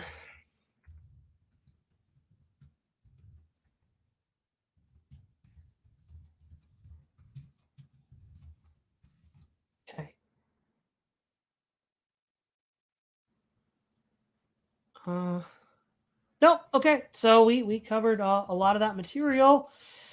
Let's see here. We're going to leave this. We're going to exit that. Let's share screen for unqualified reservations to see how long this guy is. Before we get started on this, let's talk about broader commentary, right? So you read the Elves versus Hobbits thing. You have an idea about what Moldbug said, why everybody was angry. I think there's a discussion about Moldbug coming up on a stream very, very soon. What from that article, what's a broad commentary do you think you're going to take with you going into that discussion? That's a good point. Yeah, so I think what we see is that my prediction... Now, again, I hadn't read this until just now. So when I was going through the unqualified reservations beginning last year, it was kind of like, other than a general, I know who the guy is, I didn't know like Moldbug's specific takes. And my original reading of his 2007 articles, this is a conceited lunatic who thought that he should be, ruler of the universe, and instead of Mark Zuckerberg or something. And it turns out that's exactly the kind of guy he is. So my original prediction based on reading his 2007 stuff was more or less proven correct. That's one thing I'm going to take away from it. The other thing is Moldbug is incoherent, and we've seen him get really angry before in unqualified reservations. And the angrier he gets, the more unhinged he gets. He becomes less intelligible as he gets angry. And that's another tendency we've seen with Moldbug. And then thirdly, I guess I just hate his taste in cultural references. He can't even use them right. To ask a more pointed version of the question, I suppose, in what ways would you counter what Moldbug said? What advice would you have for the right on cultural issues, politics, government? Like, what is a counter narrative you see? Where is he going wrong here? Right. So with Moldbug, and I guess you could say broadly the right-wing culture war movement that he's also talking about and to, is they're trying. Well, he's telling them to just roll over and not even do anything with regards to the elites. And then there's the more Merca, red state, grassroots movement that wants to be more action oriented. That's what Moldbug's afraid of. I mean, I think why the right still can't get anywhere and why it won't get anywhere for quite some time to come is it does not have its own institutions. They will not build parallel structures. There must be some sort of congenital brain damage that they have. The Muslims can do it. Hezbollah did it. The Taliban did it. I don't know why American conservatives can't build parallel structures, because we rely on the quote elves for everything. If we rely on them for everything, how are we going to fight them? That's a good point. No, you want to bring the whole thing down? Just tell half the country not to go to work. If half the country just doesn't go to work tomorrow, what happens? It crashes. The problem they have, the problem that conservatives have, is they fundamentally like the system. They just want to be left alone. But the system as it is won't leave them alone. But they don't hate the system ultimately enough to change it in the way it needs to be changed. Or to let it blow up. Yes. Well, that's just his own separate problem. And Moldbug is enough of a problem for today. All right. All right. Okay, guys. The state is not a stable eleemosynary institution. Mentions Moldbug, August 30th, 2007. George Weinberg posted some interesting and detailed arguments against neocameralism, the general focus of which is that I'm abusing the word corporation. Since he's right that I'm abusing the word corporation, he scores a hit and throws me onto my back foot. Hey, that's what I said, Logos, remember? Yep. I said, yeah.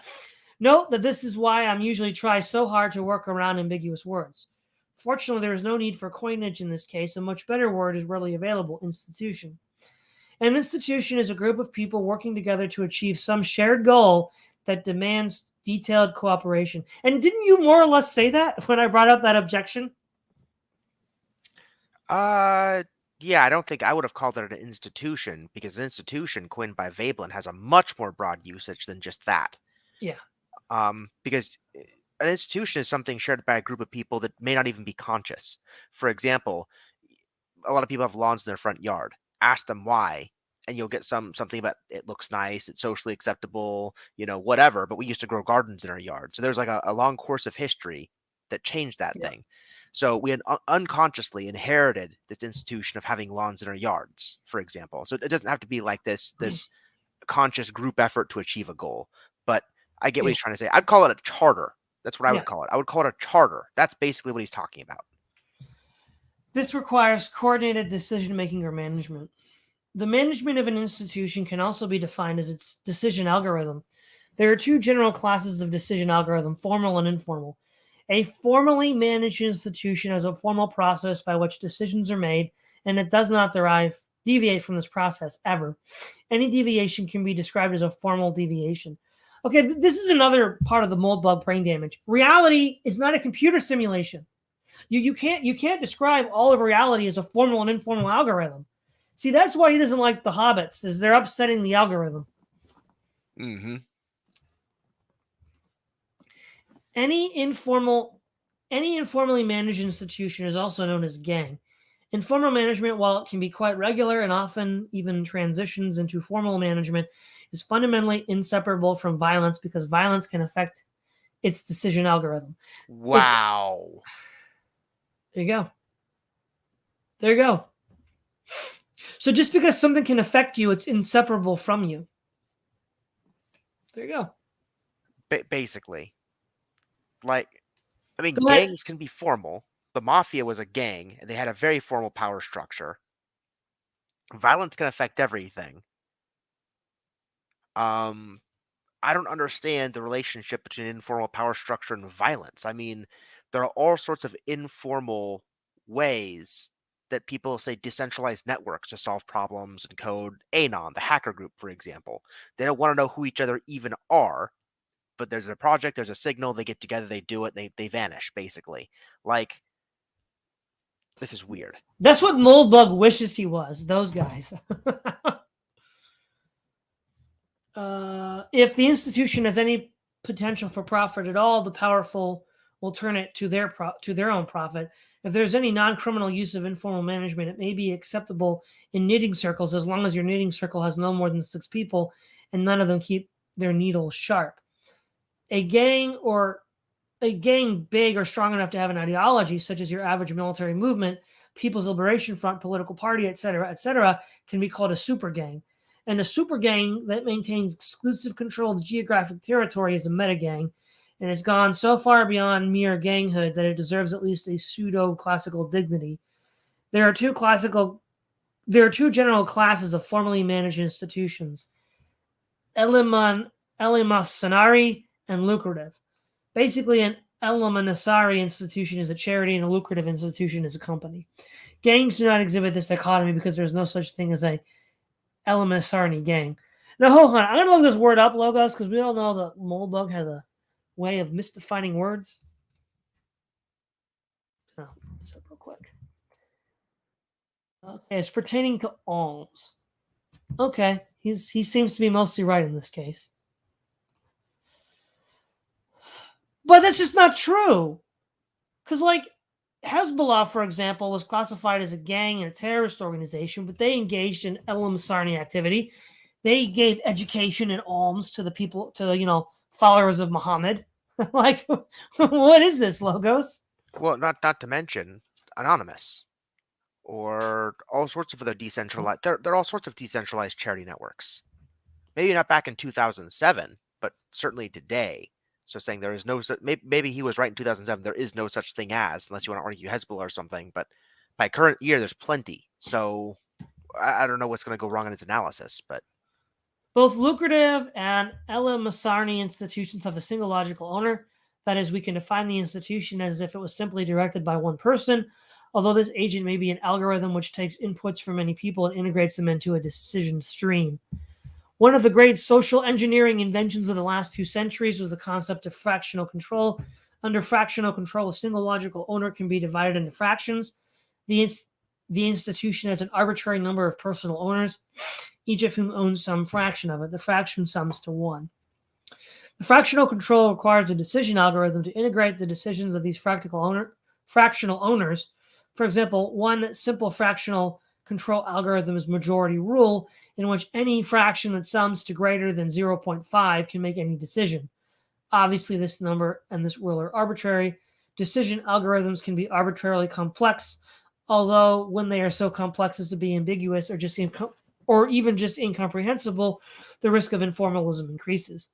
Well, as of 2007, and of course, given the hindsight we have now, Logos, what reason do we have to believe that in any sort of neo-cameralist patchwork dictatorship that Moldbug envisions, the decision algorithm will not be arbitrarily complex? I mean, everything he writes is arbitrarily complex and incomprehensible. What do you think his algorithms are going to be like? basically, but the other thing that's just bothering me is if he's going to allow fractional systems, then how do you have any non-formalist system, informalist system? Because just take any Ooh. gang, take any informal gang, find some algorithm to reverse engineer all the decisions they're making. And our government's really good at that. If these people in here seem to want something to get done, it increases the probability of getting done by, say, 20%. The probability goes up when these people and these people also get involved. You could make probability matrices, which will then, while not formalized, basically be de facto fractional systems like he's talking about here. So if he's going to define formal systems to this level of vagueness, I reckon there just are no such things as informal systems on this dichotomy. Well, yeah, do you remember when he defined total uncontested control of politics, and he said the only example he could come up with was Finargle and his ring? That's a literally imaginary, impossible thing. Yeah. Well, that's Moldbug for you. So that was him trying to define formalism way too narrowly, and now he's defined formalism so broadly that informalism seems to be impossible. Yeah. Yeah. I know. One fractional control algorithm has proven very effective is indirect fractional control. In indirect fractional control, two algorithms are used, one to choose a controlling committee and one to make decisions within that committee. A controlling committee is a small group of old white men, sometimes with a token woman, black or Irishman, who make decisions in a personal and collegial way, typically over martinis, over a round of golf. However, these controllers still have formal rules for resolving disagreements. Whoops. Formal.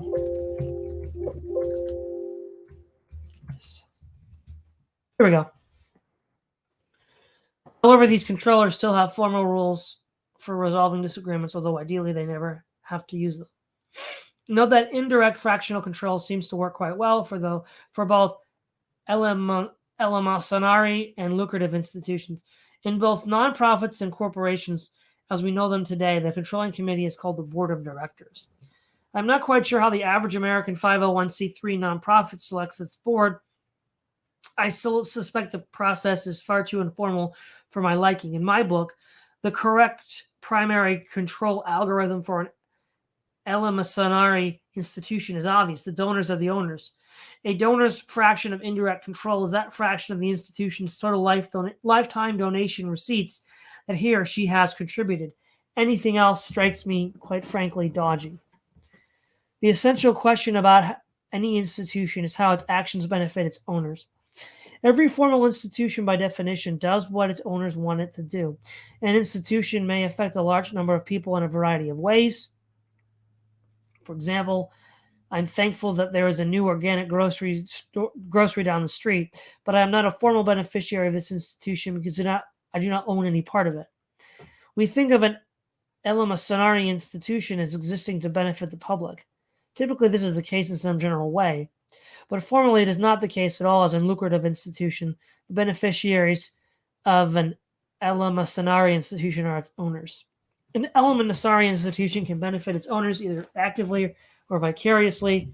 An active eleemosynary institution affects its owners' lives directly.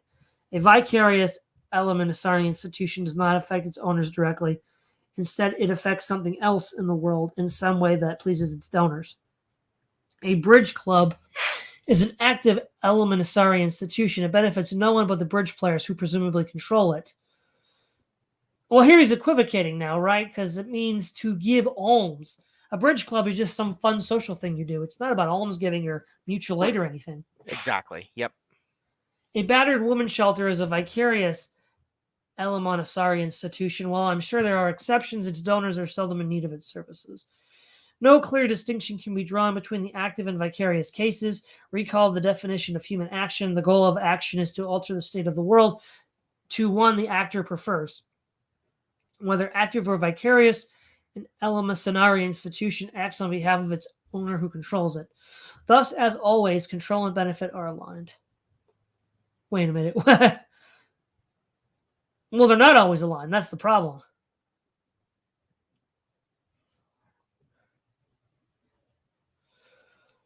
Or at least it should, but it doesn't always. Any formal institution, eleemosynary or lucrative, has the potential to evolve into an informal institution, i.e. a gang. We can describe an institution which is unlikely to degenerate in this direction as stable, and one which is likely to degenerate as unstable. As I see it, there are two ways to ensure that an eleemosynary institution remains stable. One is to ensure it controls no capital. A bridge club, for example, owns nothing except a few decks of cards and a can of mace to cooler the ardor of any old ladies who get too excited and start to tramp each other over with rubber dummies. Since the definition of capital is that the capital is lucrative, and since all gangs are lucrative, an eleemosynary institution which controls no capital is stable. Deductive reasoning at its finest, folks. Well, that makes no sense at all, Logos. I mean, what if these are just, first of all, it's a misuse of it because the bridge club isn't charity work. What if the people just don't get along with each other? They just don't like each other. Right. The other problem, too, is not all gangs are lucrative. I mean, in the school system, there are gangs that just fight each other on the street for turf in the same way that old ladies play bridge. Yep. Well, it's Moldbug. I mean, they might sell drugs, but they don't have to. Sometimes just the tough gangs get to hang out on the street corners, and that's all there is to it. They're just fight clubs. Yeah, exactly. Tyler Durden. 2 is to ensure that its activities are regulated by a superior authority. Obviously, most nonprofits are in this category. A regulator uses overwhelming force to prevent or deter the eleemosynary institution from devolving into a gang. Well, I don't know how a nonprofit works, so I don't know how accurate Moldbug is, but I can't comment on that. Regulating vicarious eleemosynary institutions is pretty easy. It is a matter of enforcing contract law, just as in the case of lucrative institutions. The natural conflict is that the owners want to shelter battered women and help them back to independence by providing a secure and supportive environment, whereas the managers want to sell the shelter for conversion to luxury condos and squash courts, invest the proceeds into a hedge fund run by their cousins, and move the women into a stack of dog cages in the parking lot. If the law is enforced, the owners win. End of story. Active eleemosynary institutions are much harder to regulate. An active eleemosynary institution is almost the same as a lucrative institution, except that lucrative institutions benefit their owners by paying them in money. In an active eleemosynary institution, the benefit to the owners is intangible and unquantifiable. Well, there you go, Logos. As long as you're not benefited directly by cash, it's intangible and unquantifiable. Mm-hmm. There you go. I mean, you can't quantify the number of mittens and coats you've gotten over the years. I didn't know that, Logos. Did you? Yep. It's easy to regulate a lucrative institution because it's basically obvious whether or not it's violating formality. A lucrative institution is formal if it follows its decision algorithm, and it pays an equal dividend to each holder of each share. Because dividends are paid in money and money is amenable to mathematics, this is not hard to check. At least it's not hard to, relative to the problem of regulating active eleemosynary institutions, the problem of regulating the decision algorithm is identical. But how can we know that the institution is actually benefiting all its owners equally? Perhaps 60% of the shareholders have organized as a gang and are directing all the institution's profits to themselves, screwing the other 40%. Opportunities for friction abound. Wait. You said a gang was an informal system. How do you formally organize into an informally organized gang? Good question. Good question. Unfortunately, it's hard to provide examples of how hard it is to regulate active eleemosynary institutions. This is because significant active eleemosynary institutions are quite rare. The closest example are cooperatives, which when they work, which is certainly not always, tend to do so by adopting the standards and practices of lucrative institutions. Unless, of course, we count the modern democratic state, which is, or at least purports to be, a self-regulating active eleemosynary institution. With a very unusual decision algorithm, which resembles no decision algorithm in use by any other formal institution, active or vicarious, eleemosynary or lucrative, past or present, but to which many ascribe quasi-magical qualities of truth, wisdom, righteousness, etc., not unlike other decision algorithms used in the past, which we now recognize as thoroughly informal, but clearly more adaptive than any such predecessor. Do you ever get the feeling Occam's razor is trying to tell you something? Oh, I know Moldbug is trying to tell us something, but it's never clear what that is, right? Mm-hmm. Let's see. Let's face it, the last season of Sopranos sucked. Actually, the last 2 seasons sucked. Actually, maybe get the last 3. However, when Christopher explained to his AA sponsor that his high power was his mafia oath, it made up for a substantial fraction of the suckiness. Suppose the democratic state is not a stable elementary institution. Ergo, since democratic states were not born yesterday, they are not elementary institutions at all. Ergo, they must be informal institutions.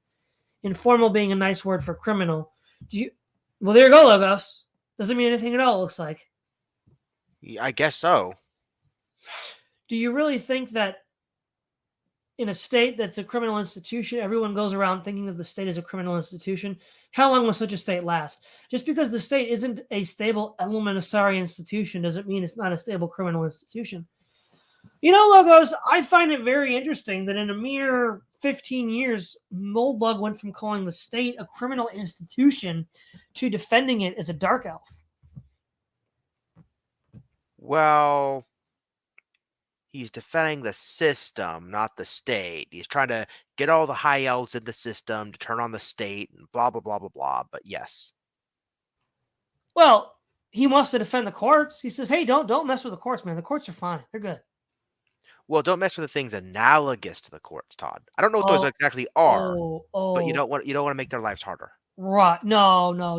You don't want to make those nice Brahmins who work the courts and the government their life harder. No. Au contraire, in a stable criminal institution, all or most of all the state's subjects will worship it. They will not even consider it morally neutral. They will think of it as a good, holy, and true. It will be their higher power, their mafia oath. We see this in all the great metagangs, the NS, communists, Jacobins, etc., etc. Of course, the NS, communists, and Jacobins were not just criminal states, they were murderous states. Clearly, there are essential moral and organizational differences between these systems of government and the Western post-war democracies. Whoa, no, Logos, no, he contradicted himself again. He said that these were all democracies, but now he's like, well, no, there's actually an essential difference here, guys. Moral and organizational, even though moral differences aren't real, bro. Missed all that. What? Clearly, there are essential moral and organizational differences between these systems of government and the Western post-war democracies. No, there's not, because they're democracies. Morality's not real, bro. What do you say, Logos? Well, I when he's talking about the organizational structures, he's talking about all the stuff he finds really weird, like how the courts are organized, how the courts are, by the president, the Congress. Remember, he went through that whole article, like, doing a tongue-in-cheek thing. I think that's what he's talking about as far as the organizational level, even if he's going to down the hill that they're all democracies, which is still goofy to me. Well, no, but he says there's essential moral differences.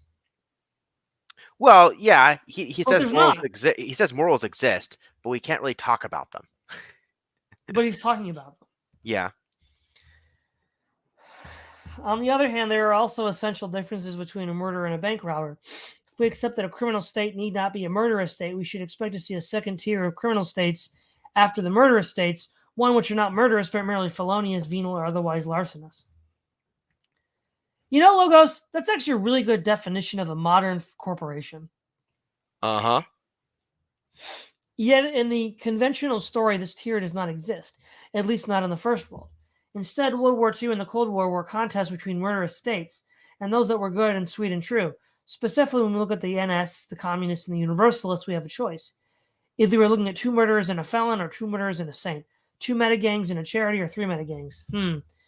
Next week, remember, UR posts appear regularly every Thursday morning, as well as whenever I feel they should appear. Well, look a little more closely at the fascinating subject of corruption. Is there any way we can tie this together, Logos? No. Yeah, okay. I think this is kind of long. And we're aiming for 2 hours now, right, Logos? Yeah. Okay. So I guess we can just sort of tie all of this up in I guess, a bow about where we think the meta is for Moldbug. So, one, from what we read in 2007 and what we read of his more recent work on the Gray Mirror, is At the time, in 2007, he was upset that the old New Dealer type managers were still in charge. The we call them the newspaper types that were the managed democracy of Walter Lippmann. And he wanted his foot in the door because he was with all the cool tech bros. But it turns out that all the cool tech bros didn't realize how important he was. And he's still in the same spot he was 15 years ago. And he wants to be more than that. But he's also afraid of losing everything that he has to a Hobbit rebellion. And so he's kind of twisted himself in a whole bunch of pretzel knots. Does that sound about right, Logos? Mm-hmm. The other thing we learned is that I still stand by the fact that he's a Stirnerite. I think a lot of what he does still, well, at least in 2007. I mean, what he is in 2021 or 2022 or even 2023, I don't know. But at least then, I think we can say he was a Stirnerite. What's good for the goose is good for the gander, except when it isn't. Because, when that young chimp comes from Moldbug, he won't be happy, will he, Logos? No. I mean, just to give some extra commentary on this, it seems like Moldbug is very different in 2007 versus his recent work. In 2007, he seems to be writing the blueprint about like what a post-revolutionary society would look like, implicitly expecting that revolution is going to happen and it's going to be a good thing. He doesn't like violence, but he knows that the system isn't inevitable. We've already talked about how he seems to be kind of like a Stirnerite, the thing with the young chimp and the old chimp, and so on. In 2021, all the works we've read, not just the one we read today, but last time, everything we've read in 2021, he seems to have like reversed course on that one. And he's really trying to pump the brakes on revolutionary stuff. And he seems to be almost trying to get people to figure out how to live with the system, although make some critical like constitutional changes, rather than like how a revolution can result in this glorious neo-cameralist paradise or whatever. Yeah. Logos, this is really good. This is from early on today, but it's apropos to what we were talking about Red Staters. Cyber Ninja Zero, WDYM. It's a perfect analogy. Red Staters grumble for a while, then go back into the Opium Shire. Not too far off the mark, huh, Logos? Kinda. I guess. I mean, yeah. I mean, the opium thing was spot on. I mean, I don't know if I'd punch that far down, but the libertarian, well-off ones go back into their shires too. The issue I always had was the shire seemed kind of hidden and out of the way, and so the hobbits were never dragged into many foreign affairs and things like that. Whereas now the analogy just doesn't work because nothing in the U.S. is like a shire. Our communications technology, our travel technology is just too robust for that now, and so they're basically on the outskirts of Gondor wherever they are. So they can't be hobbits in that sense. Yeah.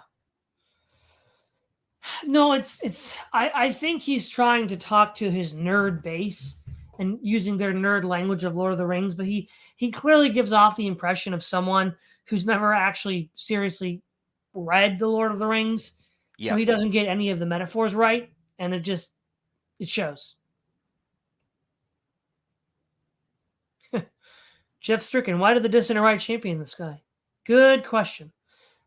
The best thing that I can come up with is that I mentioned it earlier in the stream, hypernormalization. It was a hypernormalizing message that made them feel comfortable, and it was communicated to them in a way they could understand the sort of computer language that they were all using to write code for themselves. And so it's not so much that Moldbug convinced them through rational argumentation, but Moldbug convinced them by communicating to them in their own language. I mean, to add to that, I think Moldbug's commentary was one of the first times in the early 2000s they saw that fighting in the current system isn't going to give the aims they want. So, I mean, back in the early 2000s, everything was about let's win the presidency, but let's be mavericks while we do it. I'm thinking, of course, McCain, Sarah Palin, and that era of Republican politics. Trump hadn't, gone up to run to say the whole system's rigged or anything like that. So I think people that liked Moldbug were the same kinds of people from a different class who liked Trump because they said roughly the same thing. this whole song and dance about trying to, win within the system is just not going to work. The system's rigged against you itself. And so you have to analyze why the system isn't working and so on and so forth, which is why some of Moldbug stuff and some of the stuff we haven't grilled too hard on exactly, like the cathedral and things like that, still last. The polygon, the cathedral, all that. We don't, we have little quibbles about the cathedral. We think there is a brain. It's funded by the CIA, the Rockefellers, whatever. But the broad idea is intact. There is this institution of elites that are putting their thumbs on the levers of politics that we're never going to make it a fair game. And so because people, he came in through cold water on that during a time of when the Republican Party was trying to gin up this optimism that things could just be like the Bush years and all that stuff, and we can just keep, chugging along, doing our thing, and the government will leave us alone. And I think people really, they found something in that idea. The problem was everything else. Yeah, everything else. Yeah. Let's see if we got any stuff in the chat. Wait. Yeah, this is something that I think you echoed before, Logos Minoan. I think most consider the U.S. to have lost interest, so just left Afghanistan to the Taliban. In this view, there was no loss. Right, but that's just goalpost shifting. We went to Afghanistan to make it a democracy. Well, I mean, initially, Bush's plan was to make it a democracy. Obama's plan was to get out. Trump's plan was to get out. And Biden didn't think it was a good idea, but he was like, screw it, I'm getting out. I don't even have that many organizations and that many plans. I mean, that goal on paper was shifted decades ago. But it still didn't happen, though. Oh, of course. Yeah. I mean, most people at the time mocked Bush's plan. I mean, the left did it, the right did it. GF, he only sees lack of solutions and not problems. He didn't really lose. He just was just distracted. Are they talking about? Is this talking about Moldbug or Afghanistan now? I don't know. I don't know. I think it was Moldbug.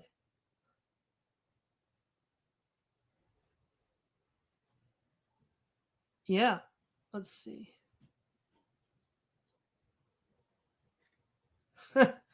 I don't know what this is related to, Logos, but it's a word you like to use. Nominalism seems so last Tuesday, but I just looked it up yesterday. It makes me seem arrogant trying to use a word in a sentence. But it's a good word, though. Yep. It's a very relevant word, unfortunately. Unfortunately. Okay. I think that Raging Mandrill did a very clever job of using the Lord of the Rings metaphors to throw some sucker punches at Moldbug. Oh yeah, and again, the immigration angle too. I'm kicking myself for not thinking about that too, because the immigration angle, if the hobbits feel like they're being put on a clock due to demographic shenanigans, voting patterns, whatever, then telling them to wait is the stupidest thing Moldbug could ever do. Yeah. Yeah, exactly. They need. I'm not sure what he's referring to here. Logos has it 100% right. Todd is overcomplicating it. They need an explanation for why democracy failed. Who? This was from 539. Yeah, the question was, why did people glob onto Moldbug initially? And you gave your explanation, that I gave mine, and I think it was just saying he liked mine. Well, no, I've already stated numerous times democracy in America failed because it got taken over by a private commercial oligarchy. That's why it failed. That's a problem. Yeah. Of course, all of these people were embedded in the commercial oligarchy, so that's why they liked Moldbug. Yeah. Well, exactly. He was one of the first to talk about democracy failing and the culture war not going the way it was supposed to be going. You win presidents, but the culture keeps changing. What the heck is going on? He was the first to put it in those terms, but due to his libertarian limitations and the libertarian limitations of his audience, they weren't grasping the big picture until it was too late. Right. Yeah. And of course, a lot of these normie right type people that Moldbug was attacking in his You Can Only Lose the Culture War. And also the more dissident right people, they didn't really follow, back at the same time, say 2007, the likes of Noam Chomsky, who was, we want real democracy. Why don't we have it? And then he said, it's because of this corporate oligarchy. He talked about the media, manufacturing consent, and a lot of that stuff. And he even mentioned Walter Lippmann and the idea of a managed democracy, because in an industrial society, a technological society, you can't really have... Well, the reason why you can't have a democracy in a technological society is because all of these interlocking processes that Veblen calls the machine process are independent, autonomous. Like how do you have democratic oversight for, electricity being sent out of a power station? You can't. And that's why a lot of communities right now are dealing with issues, because some states and governors are trying to cut back on power usage and make power bills go up and things like that. And people don't even know what to do about it. They get their energy bills, they're angry, and they're trying to put pressure on their local town halls and stuff, but nothing's getting done. Everybody's blaming everybody else, like we talk about all the time. And the system's all gummed up. Right, yeah, and the system's all gummed up because, well, yeah, I mean, the one angle is the private authoritarian oligarchy, but the other part, the more fundamental part, is the sort of technical apparatus. And in that regard, the United States shares a lot of the same problems with the USSR, which is why I think similar style breakdown is likely.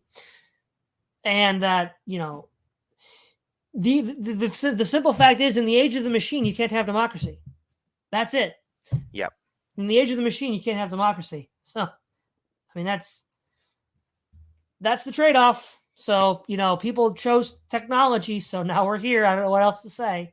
All right, so I think we basically covered what I wanted to cover. You Can Only Lose a Culture War, and then responses to that. And this is important, of course, because this was the fallout from this article was what inspired me to start the Moldbug Matrix. So is there anything you want to add, Logos, before we wrap this up? Nope, I'm good. Have a good one, everybody. All right. Thank you, everyone, for watching. Don't forget to tune in tomorrow to Charlemagne's channel, where he'll have me on as a guest with Clossington and Dave the Distributist to discuss more Moldbug.